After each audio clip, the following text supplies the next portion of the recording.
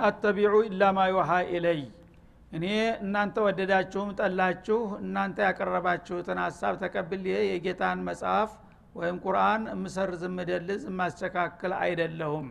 እንግዳውሳ የኔ ስራና ተግባሬ ከጌታ የተወረደልኝን መመሪያ ባለበት መልክ ማስቀመጥ ብቻ ነው። ይሄን እንዳረግ የሚያስገድደኝ ምንድነው? ኢኒ አኻፉ ኢን አሶይቱ ረቢ እኔ ከጌታዬ ፍቃድ ካፈነገጥኩኝ እፈራለሁኝና ነው። አዛበ የውሚን ዐዚም የከባዱን ቀን ቅጣት ይላል ማለት ነው። ይሄንን የአላህን መመሪያ ላናውጥ ብሞክር በእኔ ላይ ማአት ይወርዳል። ወለው ተቀወለ አለይና ባዕዱ አልአቃዊል ለአኸዝና ሚንሁ ቢልየሚን ثم لقطعنا منه الوتين እንዳለው እኔ ጌታዬ ያላዘዘኝና ያልፈቀደውን ነገር አንዲት ቃል እንኳን ብናገር የልብህን ማንጠልጠያ በጥሼ ተጥቅም ውጭ አረጋለሁ ብሎ ዝቷል አላህ Subhanahu Wa Ta'ala። ስለዚህ የዛ አይነት እርምጃ እንዲወሰድብኝ አልፈልግምና የእናንተን ሐሳብ አልቀበለውም ማለት ነው።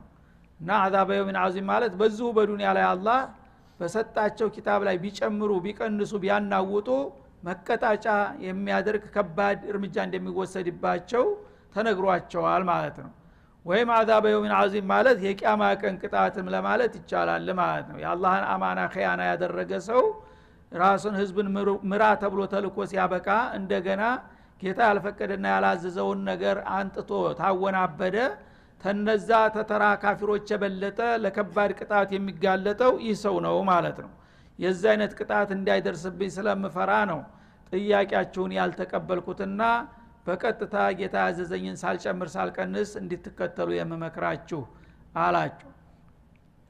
ወለው ሻአ አላሁ ማ ተለውቱሁ አለይኩም አላህ እኮ በእናንተ ላይ ይህንን ቁርአን ማንበብ ባይሻ ኑሮ ይላል እንዳነብላችሁ ባይሻ ኑሮ እኔ በገዛ አቅሜና በገዛ ጉልበቴ ላነብላችሁ አልችልም ነበረ። መጀመሪያውን እኔ መልእክተኛ ተወካይ እንጂ ከራሴ ከኪሴ ያወጣሁት ነገር አይደለም ማለት ነው። አላህ የዚህ ኡመት ነብይ አድርጌሃለሁኝና ሂድና ተናገር ብሎ ኃላፊነት ባይጥልብኝ ኑሮ እናንተ ዘንድ አመጥቼ መዳረቅ ምን አስፈልገ ነበረ? ታዝዤ ተገድጄ እኮ ነው የመጣሁት በላቸው። አላህማ ባይሻና ባያዘኝ ኑሮ እናንተ ጋር መጥቼ እንደዚህ አይነት ፍልሚያ ውስጥ ልገባ ባልቻልኩ ነበር ማለት ነው። ወላ አድራኩም ቢህ አላህም Subhanahu Wa Ta'ala ይሄንን ቁርአን በእኔ በኩል ባይልክላችሁ ኑሮ እንዴት አድርጎ እንዴት ልታውቁ ትችሉ ነበረ ማለት ነው። ምክንያቱም በጃሂልያ ጊዜ ሰዎች ከእንስሳ ባልተሻለ መልኩ ዝም ብለው በዘፈቀር ነው በጨፍኑ የሚጓዙት ነበረ። ግን ያንን የጃሂልያ ዘመን ለመጨረስና ሌላ ብርሃናማ ዘመን ለመጨመር አላህ Subhanahu Wa Ta'ala ለውጥ በእኔ በኩል እንዲመጣ ወሰነና ነብዋን ሰጠኝ፣ ኪታብ አወረደልኝ። ከዛሬ ጀምሮ አን አخرج የቀውመከ من الظلمات الى النور እንዳለው ከድቅድቅ ጨለማ ወደ ብርሃን አውጣቸው ብሎ ኃላፊነት ጣለብኝና ሪሳላ አሸከመኝ። ያንን ባያደርግና ባይሻ ኑሮ እኔ እናንተ ጋራ የምጣላና የምጋጭበት ምክንያት አልነበረም ማለት ነው። እንዲሁም ደግሞ ወላ አድራኩም ማለት ቢህ በዚህ በቁርአን ደግሞ የሚጠቅማችሁንና የሚጎዳችሁን ነገር ባላሳወቃችሁ ነበረ ማለት ነው። ወትሮ በነበራችሁበት በጃሂልያ ህይወት ቀጥሉ ብሎ ቢተዋችሁ በዛው ተቀጥሉ ነበረ። ግን ህይወታችሁ መለወጥ አለበት ብሎ ወሰነና እንዴት ይለወጣል በሚለው ነብይ ተልቆ ኪታብ በመውረድ ብሎ በዛ ውሳኔ መሰረት እኔን መርጦ ላከኝ።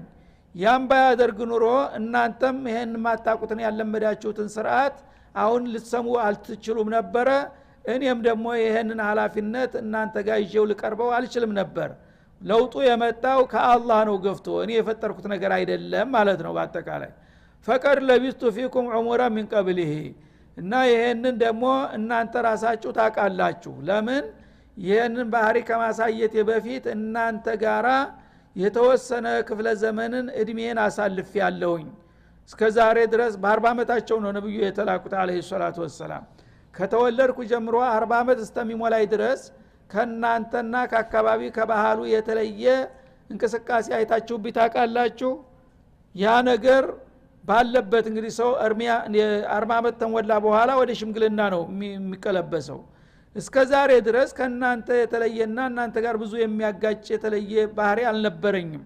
ይሄን ያህል አብሪያችሁ ስኖር ምን አይነት ለውጥ አይታችኋል? ዛሬ ግን ይሄ ሁኔታ እንዲለወጥ ያደረገው ከጌታ የመጣ ትእዛዝና መመሪያ ነው ማለት ነው። በእኔ ጥረትማ ቢሆን ኑሮ ቀደም ሲል ጀምረው ነበር የዛ አይነት ነገር ማለት ነው። ሰው ብዙ ጊዜ በወጣትነት እድሜ ነው የሚሆነውን የማይሆነውን ነገር እየተቀበዘበዘ የሚሞክረው ማለት ነው። 40 አመት ከሞላ በኋላ ይጨምታል። የግል ህይወቱን የግል ስሜቱን ነው እንጂ የሚያዳምጠው እንዳውም ከዛ በኋላ ስለ ሌላ ማሰብ እየደከመ ነው የሚሄደው የሰው ልጅ ማለት ነው። አሁን ግን እኔ በተቃራኒው ነው 40 አመት ድረስ ከናንተ የተለየ ባህሪ እናንተ ጋር የሚያጋጭ ነገር አልነበረም። አሁን ግን 40 አመት ከሞላ በኋላ ልዩ ትእዛዝ ስለመጣ አላህ Subhanahu Wa Ta'ala አማናዬን አድርስ ስላለኝ ይኸው ከናንተ ጋራ ግራና ቀኝ ቁሜ እከራከራለሁኝ እና መጀመሪያ እኮ ታውቁኛላችሁ 40 አመት ሙሉ መሐከላችሁ አልነበርኩም እንዴ የዛ ጊዜ ምን አያችሁብኝ ብለህ ጠይቃቸው ይላል።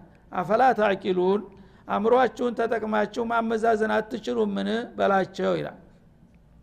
የሰው ይሄን ነገር ራሱ የፈለሰፈውና ያመጣው ቢሆን ኑሮ ይሄን ነገር ሊያመጣ የሚችለው አበክሮ ነበር እና ተልጅነቱ ለምሳሌ በ20 አመት አካባቢ በ30 አመት አካባቢ ሰዎች በወጣትነት ስሜት የተለያዩ ነገሮችን ያሳያሉ። በዛ ሁኔታ አልነበረብቸውም ማለት ነው። 40 አመት ከሞላ በኋላ ግን ይሄ ነገር መምጣቱ በራሱ ፍላጎት ሳይሆን አላሁን ብሎ የጣለበት ኃላፊነት መሆኑን ነው የሚያመለክተው።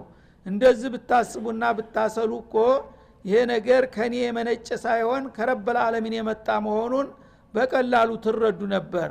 ለምን አእምሮአችሁን ተጠቅማችሁ መሆን የሚገባውን ነገር መረዳት አቃታችሁ በላቸው ይላል። فمن اظلم ممن افترى على الله كذبا ይላል። እና እነሱ እንግዲህ ነብዩን አለይሂ ሰላቱ ወሰለም እንደ ቀጣፊ እንዲያወናባጅ እንደ ውሸታም አድርገው ይወስዷቸው ነበር ሙሽሪኩል አረብ። ያኔ እነሱ ንጹሃን ሆነው ቅዱሳን ሆነው እንደገና ታሪካ ሃይማኖታቸው ትክክለኛ ሆኖ ነብዩ ተግዜ በኋላ የማይታወቅ አዲስ ፍልስፍና አምጥተው ህብረተሰቡን ሊያበጣብጡ የተነሱ አወናባጅ ተደርገው ተወሰዱ ማለት ነው። በጃሂልያ ይሄ ነው ሁሉ ጊዜ አሁንም ያለው ይሄ ነው። በአለምን የሚበጠብጡት ቅዱሳን ንጹሃን ሆነው ሰላማዊዎቹ ደግሞ በተቃራኒው ለዓለም አይበጁ መጥፋት አለባቸው ይባላል ማለት ነው። ይህ ሱነቱላህ ነው Subhanahu Wa Ta'ala። የሰው ልጆች እንግዲህ ሁሉ ጊዜ በገዛ ግምታቸው በሚሄዱ ጊዜ ነገሮች ይገለባበጡባቸዋል። ኸይሩ ሸር ሸሩ ኸይር እና ኢማኑ ኩፍሩ ኩፍሩ ኢማን ሆኖ ይታያቸዋል ማለት ነው። ስለዚህ የአላህ ረሱል እንግዲህ በማንኛውም ሰው በጥላት በወዳጅ መሐመዱል አሚን እያሉ ሲመጎሱና ሲወደሱ የነበሩ ሰውዬ ይህንን የአላህን ሪሳላ አምጥተው የሰው ልጅ የበለጠ ብሩህ የሆነ እድል እንዲጨብጥ በማድረግና በመሞከራቸው አይንህን ላፈር መባል ተጀመረ ማለት ነው። ይሄ አወናባጅ ነው፣ ዛሊም ነው፣ ቀጣፊ ነው እየተባሉ የተለያዩ የስም ማጥፊያ ቃላቶች ይለጠፉባቸው ጨመር ማለት ነው። ያኔ ለዛ መልስ ምን አለ አላህ فمن اظلم አለ። እንዳላችሁት ይሄ ሰውዬ ውሸታም ከሆነ አወናባጅ ከሆነ እውነትም አወናባጅን ማንም ሰው ይሰየው የሚለው የለም። ግን ውሸታሙ ማን ነው የሚለው ጥያቄ ላይ ነው የሚያነጋግረን ማለት ነው። فمن اظلم ማን ነው የከፋ በደለኛና ጥፋተኛ ሊባል የሚገባው ممن افترى على الله كذبا በአላህ ላይ ውሸትን ተቀጠፈ የበለጠ። እንግዲህ አላህ ሳይልከው ልኮኛል መመሪያ ሳይሰጠው ሰጥቶኛል ብሎ የሚናገር ሰው ካለ ከዚህ የበለጠ አወናባጅና በደለኛ ግፈኛ የለም። እኔ በዚህ እስማማለሁ አለ አላህ Subhanahu Wa Ta'ala። ግን ይሄ ዙልምና ቅጥፈት የሚባል ነገር እማን ጋር ነው ያለው የሚለው ሲመጣ ነው ማለት ነው። ዛሊምን ማንም ሰው ጥብቅና ሊቆምለት አይገባም። ቀጣፊን ሰየው ሊባል አይገባውም ማለት ነው። ግን ማንም ሰው ዝም ብሎ ራሱን ቅዱስ አድርጎ ንጹሃንን ቀጣፊ ካለ ገልብጦ ይሄ ሌላ ችግር ነው ማለት ነው። ስለዚህ ዛሊምን ማንም ሰው መወገዝ እንዳለበት ይስማማል። እና ማን ነው ዛሊሙ የሚለው ጥያቄ ላይ ግን መነጋገር ያስፈልጋል ይላል። በአላህ ላይ በተለይ ውሸት የሚቀጥፍ ሰው እንደገና በፈጣሪና በፍጡር መካከል ጣልቃ ገብቶ ያልሆነ ነገር የሚዘባርቅ ሰው ከሆነ አገር አጥፊ ነው። እውነትም ይሄ ሰውዬ በደለኛ ነው፣ ሊጠፋ ሊወገድ የሚገባው ነው። ግን ይሄ በተጨባጭ ማን ነው? እናንተ ናችሁ ወይስ ነብዩ ማለት ነው?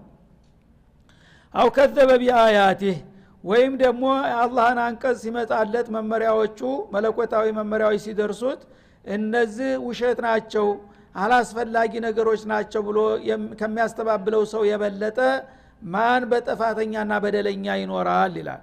ኢነሁ ላ ይፍሊሁል ሙጅሪሙን ቁም ነገሩ ምን ጊዜም ቢሆን ጠማማዎች አይቀናቸውም በላቸው ይላል። ጠማማዎች እናንተም ሆናችሁ እኛ በዚህ በጠማማነት ባህሪ ላይ የሚገኙ ሰዎች መቼም አይሳካላቸውም። ለጊዜው እንኳን ቢውተረተሩ ነገ መውደቃቸው አይቀርም በላቸው ይላል። ስለዚህ እንግዲህ ሰዎች ሁሉ ጊዜ በቃላት ነው የሚጫወቱት። አንድ አፍ ያለው ሰው ራሱ ሰይጣን ሆኖ እያለ ራሱን ቅዱስ ያደርግና ተቃዋሚዎችን ደግሞ እርኩስ ያደርጋል። ስለዚህ አሸባሪ የጸረ አሸባሪ ህግ ብሎ ያወጣና ህዝቦችን ያጭዳል ማለት ነው። አሸባሪው እሱ ሆኖ እያለ ለምን አላህ Subhanahu Wa Ta'ala በቃል አይደለልም ማለት ነው። በተጨባጭ ማን ነው ሀገር አጥፊው የሚለው ነው። ሀገር አጥፊ ከሆነ ለወገን ለማይበጅ የሚያመጣ ከሆነ ማንም ሰው ዟሊም ነው፣ ማንም ሊያወግዘው ይገባዋል ማለት ነው። ግን ችግሩ ምንድነው? አጥፊዎቹ ቅዱሳን ሆነው ይቀርባሉ ማለት ነው። ቅዱሳኖቹ ደግሞ ሰይጣን ተደርገው ይሳላሉ። የዛ ጊዜ ዘባረቀ ማለት ነው። ምኑን ጥለ ምኑን ልትይዘው ነው የምትችለው ማለት ነው። አፍ ያላቸው እንግዲህ ውሸታሞች፣ አጭበርባሪዎች ንጹሃኖችን ለሀገር ለወገን አለይታ የተባሉትን ሰዎች ለሰይጣናት አድርገው ይስሏቸዋል ማለት ነው። ህዝብ በእነሱ ላይ እንዲዘምት ቅስቀሳ ያደርጋሉ።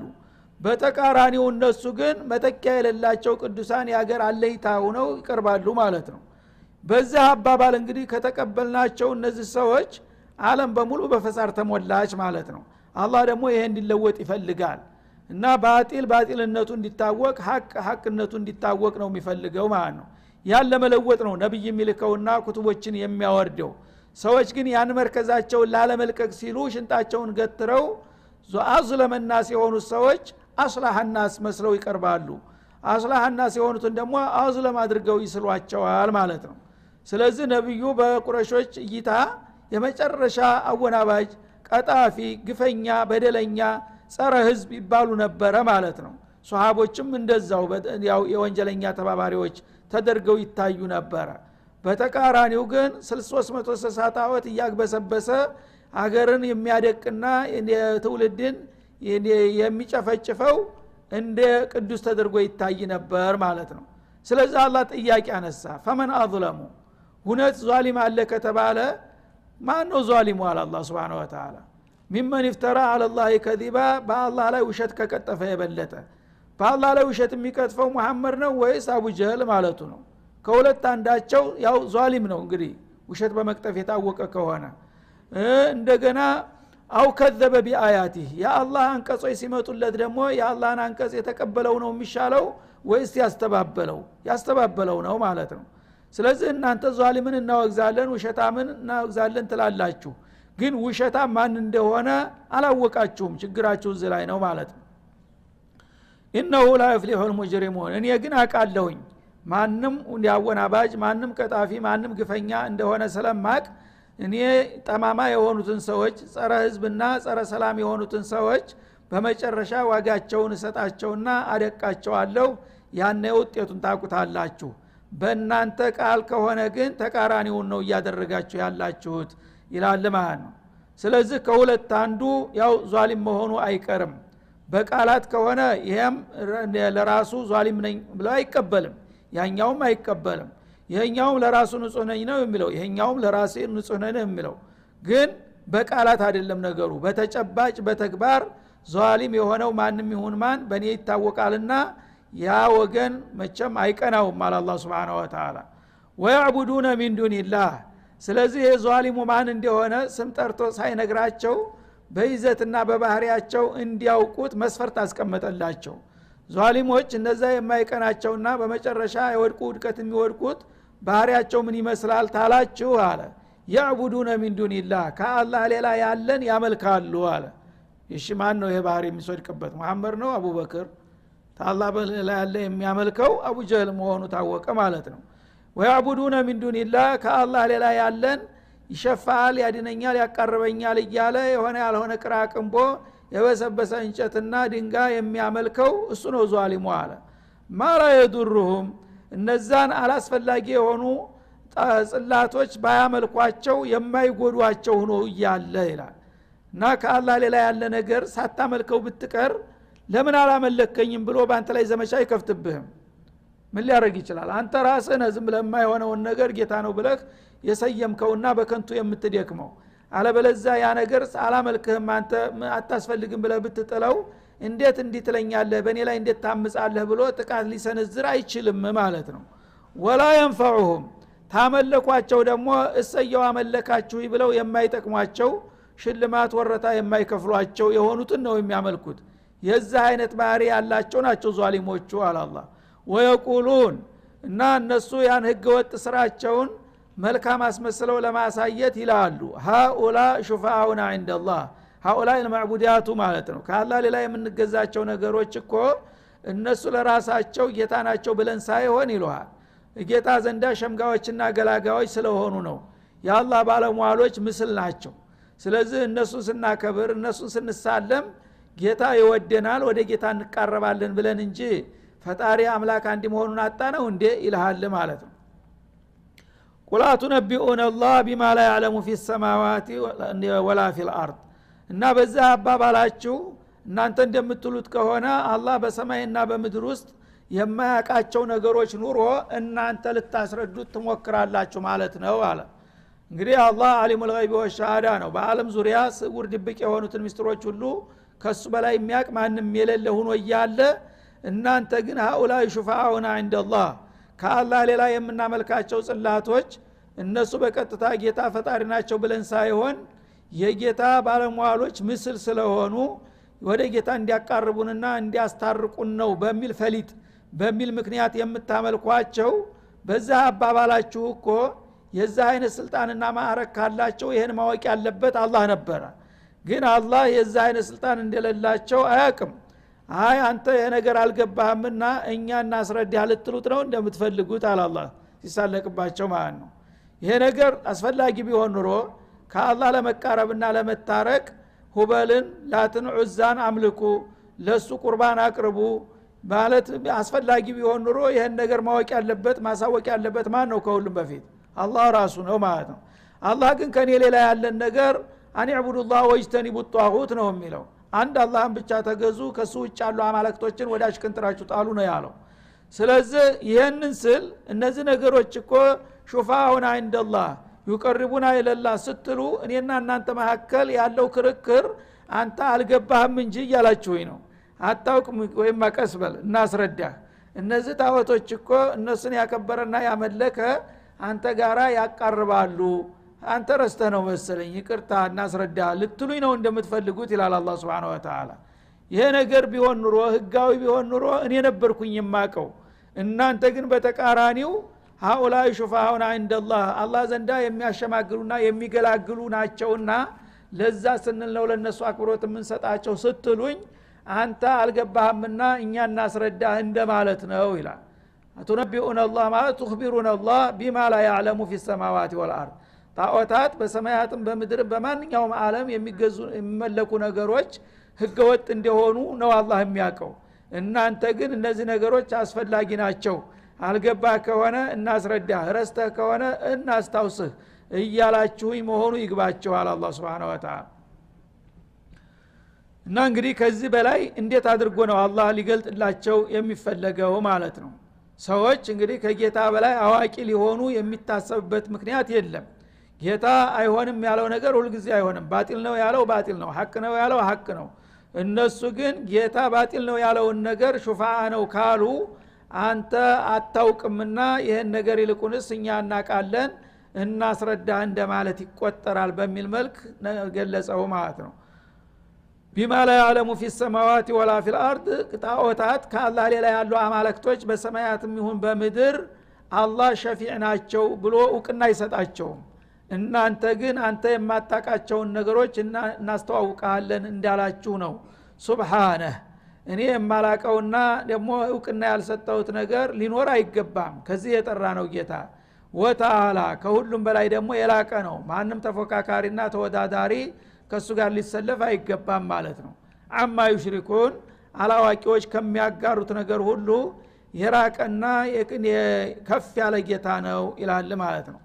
ስለዚህ እንግዲህ ተድሮ ጀምሮ እስካሁን ድረስ የሰው ልጆች ሊረዱት ያልቻሉት ችግር ይሄ ነው ማለት ነው። ከአላህ ሌላ ያለን ነገር ለምን ታመልካላችሁ የሚለው ጥያቄ ሲነሳ ሊዩቀርቡና ኢለላህ ዙልፋ ሃኡላይ ሹፋኡና ዐንደላህ የሚል ተልካሳ ምክንያት ይደረድራሉ ማለት ነው። ይህን ጥያቄ ለመግደል ነው መላው ነብይ የተላከው መላው ኪታብ የወረደው ማለት ነው። ሹፋ የሚባል ነገር መጀመሪያ በአላህ ነው የሚመደበው። ማንም ሰው ተነስቶ እገሌ ሸማጋይና ገላጋይ ብሎ የመለመለው ሸፋ ሊሰጥ አይችልም። ይሄ ነው የሰው ልጅ እስካሁን ሊገባው ያልቻለው። ሱብሃንአላህ ጡረት ታሪክ ተመነሻ እስከመዘ ከኑህ ጀምሮ እስካሁን ድረስ ከአላህ ሌላ የሚያመልኩ ሰዎች ለምንድነው ይሄን ነገር የምታመልከው ሲባል ሊቀርቡና ኢላላህ ይልሃል ማለት ነው። ሹፋአውና እንደላህ እና ሼክ የሌለው ሰይጣኑ ሼክ ነው ይልሃል ማለት ነው። ያ የባጢል ሼክ እሱ የነገረህን አሉባልታ ታልተቀበልክ በላ መሪ የለህም ይላል። ቢልአክስ በአላህ Subhanahu Wa Ta'ala ወህይ ነው የሰው ልጅ መመራት ያለበት ማለት ነው። ሰዎች ግን ሁሉ ጊዜ ይሄንን እንግዲህ የጅል ዘፈን እየደገሙ ነው ያሉት። አላህ Subhanahu Wa Ta'ala በፍጡሮችና በፈጣሪ መካከል ማንም ጣልቃ አደራዳሪ እንዲኖር አይፈልግም። ካፈለገም ደግሞ እሱ ነው የሚያስቀምጠውና የሚመርጠው ማለት ነው። አላህን ተተገዛህ በህይወት እያለህ ተታዘዝክ እሱ የከለከለህን ከተከለከልክ አንተ ራስህ በቀጥታ የጌታን ምህረት ታገኛለህ። ምናልባት ደካማ ጎን ካለህ ደግሞ አላህ Subhanahu Wa Ta'ala በሰጠ መስመር ላይ ሆነህ ምናልባት አንዳንድ ዋጅባት አጓለህ ከሆነ አንዳንድ ሙኻለፋት አድርገህ ከሆነ በዛ ወንጀል የምትጠየቅ ከሆነ አርሐሙ ረሂምን ተውበተን ነሱ አድርግና ይቅር በለይ በለው። ለምንድነው ሌላ ታኮ የምታመጣው? ሌላ ካላመጣ በስተቀር አላነጋግርህም ቢል ነበር እንደዛ የሚባለው። አላህ አላለም اذا سالك عبادي عني فاني قريب اجيب دعوه الداعي ነው የሚለው። የፈለገው ወንጀለኛ እንኳን ቢሆን ያ ረብ ብሎ ከልቡ ከተመለሰና ጌታውን ተጠየቀ በሩ ክፍት ነው። አንተ የለየልህ ወንጀለኛ ሰይጣን ነህና አንተን አላናግርህም ብሎ በር አይዘጋብህም እንደ ጥጋበኞች እንዳባገነኖች ማለት ነው። ان الله يبسط يده بالليل ليتوب مسيء النهار ويبسط يده بالنهار ليتوب مسيء الليل በ24 ሰዓት በሬ ክፍት ነው የሚለው አላህ Subhanahu Wa Ta'ala። የተወሰነ ሰዓት እንኳን ሰልፍ ይዘህ እንድትቆም አይፈልግም። በፈለከው ደቂቃ በፈለከው ሰኮንድ ያ ረብ በል በንጹህ ልቦና። የፈለገው ዓለምን የሞላ ወንጀል ቢኖር ለው አተይተኒ ቢቁራቢ الارض ذنوبا لاتيቱ ቢቁራቢها مغفرة ይላል። መሬትን የሚመላ የሚያህል ወንጀል እንኳን ተከምረህ ብትመጣ ያን ያህል ወንጀል ልሰራም አትችልም። እኔ ደግሞ ከልብ ከመጣ ያንን መሬትን የሚሞላ የሚያህል መግፊራ አንጥቼ ወዳውኑ ላጎናጽፈህ ይችላል ይያለ ነው አላህ Subhanahu Wa Ta'ala። ስለዚህ የዚህ አይነት እድል የሰጠህ ጌታ ለምንድነው ሌላ እዚህ ግባ የማይባል ቅራቅም በመተደረድረው ሸማጋይ ገላጋይ ምናምን እያልክ ተምትል ቀጥታ ጠፈፈ ብለህ ተውባ አድርገህ ወደ ጌታ ብትመለስ ይምርሃል ይቀበልሃል። የማንም ጥገኛ ጭሰኛ መሆን ቀርቶ አንተ ራስህ የጌታ ባለሟል ልትሆን ትችላለህ ማለት ነው። ሰዎች ግን ይሄንን ትተው ሁሉ ጊዜ ሶስትዮሽ ጉዞ ነው የሚፈልጉት ማለት ነው። የወስላቶች አካሄድ እንግዲህ በራሱ የማይተማመን ሰው ወይም ከልቡ ያልተጸጸተ ሰው ነው ይሄን የሚሰራው ማለት ነው። አንድ ሰው ወንጀለኛ ከሆነ ለምንድነው ሙሽሪኩል አረብ ይሄንን ፍልስፍና ያመጡት? እኛ ወንጀለኞች ነን፣ የተለያየ ጥፋት ውስጥ ተዘፍቀናል። ስለዚህ በዚህ በተጨማለቀ መንፈሳችን ጌታን ያረብ ብሎ መጠየቅ ራሱ እንደ መድፈር ነው ይሏል።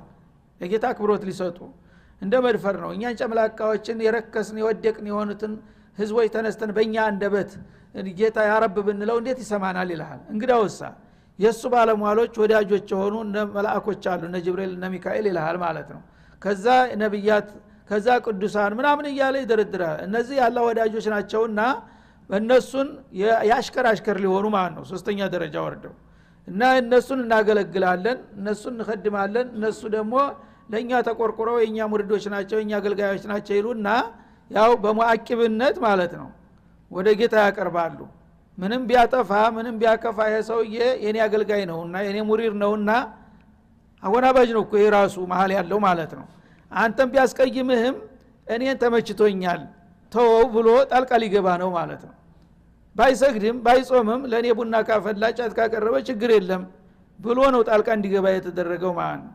ይሄ ሰውዬ እንግዲህ እንደዛ እንደ ሙእሚን ሁሉ ጊዜ ሶላቱን ቢሰግድ ጾሙን ቢጾም ዘካውን ቢከፍል አላህ ያዘዘውን ሁሉ ቢሰራ ተመሐረማት ቢታቀብ ይሄ ብዙ ተካሊፍ ነው ያለበት ማለት ነው።